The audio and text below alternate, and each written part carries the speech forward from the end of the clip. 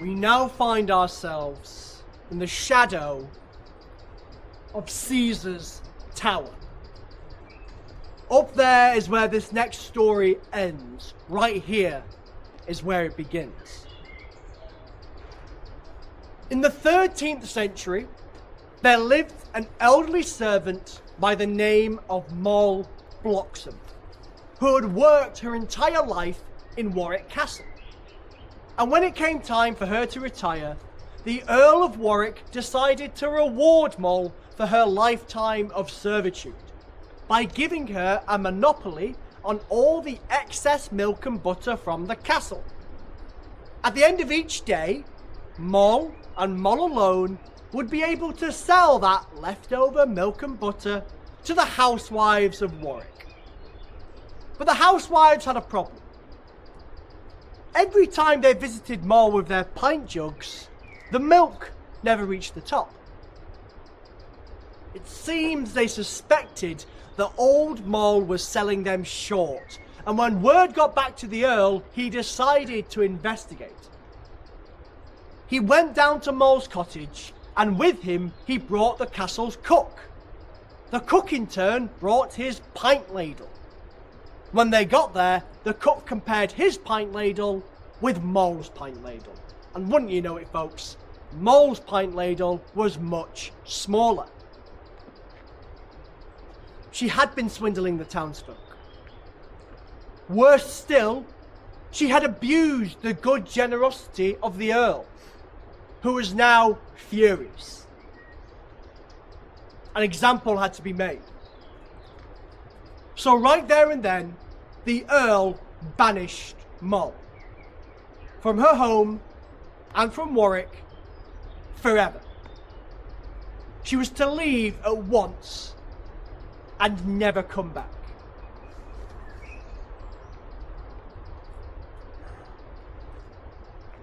The old crone's face twisted. She cursed the Earl. She spat. She said, "I may leave, but your precious town of Warwick will never be rid of Moll Bloxham." Guards were brought to get rid of the old woman. They took her to the very edge of Warwick's town walls, opened the main gates, and pushed her out. But the words of the crone had affected the Earl and those guards. And a few nights later, they saw it. Walking down the same road Moll was last seen on. A great black beast, 4 foot high, 6 foot long, white, gnashing teeth, eyes glowing red in the dark. Moll had returned, not as an old woman, as a hellhound. The beast ran full sprint. It jumped so high, it cleared the walls of Warwick and disappeared here into the streets surrounding the castle. And then night by night, one by one,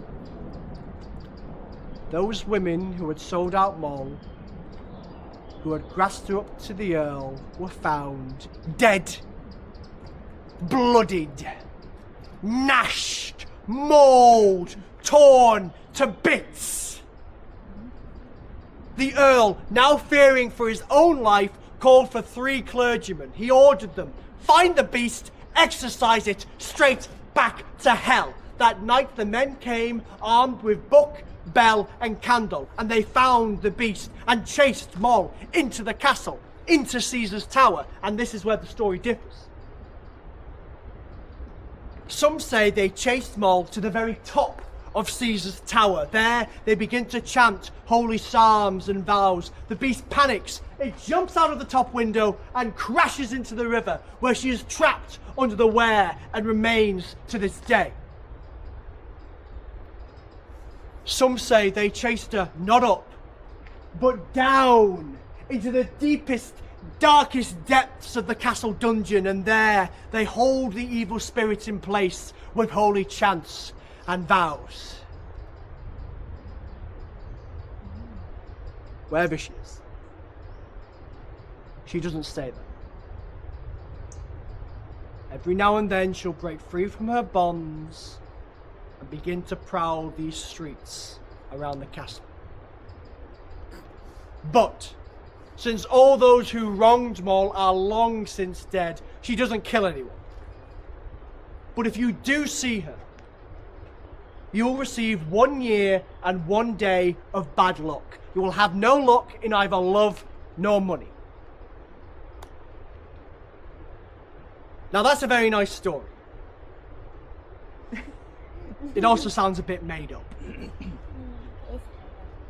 Well, the first time I did this tour, it was for a group of friends of mine.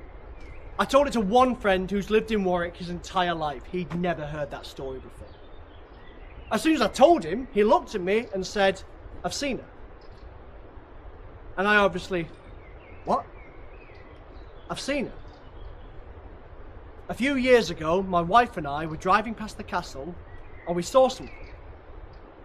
We looked at each other and said, 'Did you see that?' 'Yeah.' 'What did it look like to you?' He said it looked like a giant werewolf. He's not the type of person to make that up. I will leave it up to you what the heck he saw. It is real.